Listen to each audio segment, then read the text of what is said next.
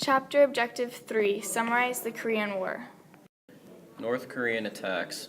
Determined to unify Korea by force, the Pyongyang regime ordered more than 100,000 troops across the 38th parallel in a surprise attack, quickly pushing back South Korea defenders and capturing Seoul.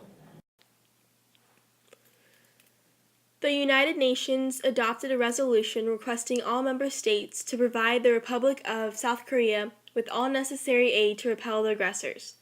Within 2 weeks, U.S. forces had pushed North Koreans back to the 38th parallel, thereby fulfilling their mandate. However, sensing an opportunity to unify Korea under a pro-U.S. government, they pushed on into North Korea and within a few weeks had occupied Pyongyang.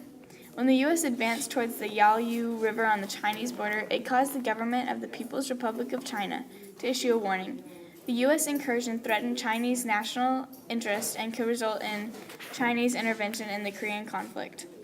When U.S. leaders ignored this warning, combined forces of Chinese and North Koreans pushed U.S. forces and their allies back into the south, and the war settled into a protracted stalemate near the original border at the 38th parallel.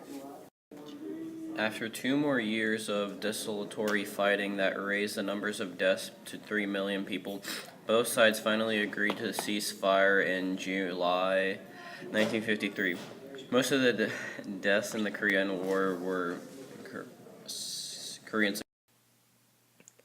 The CEDAW was a Southeast Asian treaty organization, and it was basically the Asian NATO.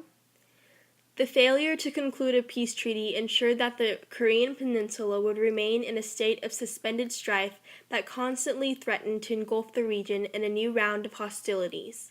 The Korean War also intensified the bitterness between North and South, making the prospect for a unified Korea even more remote.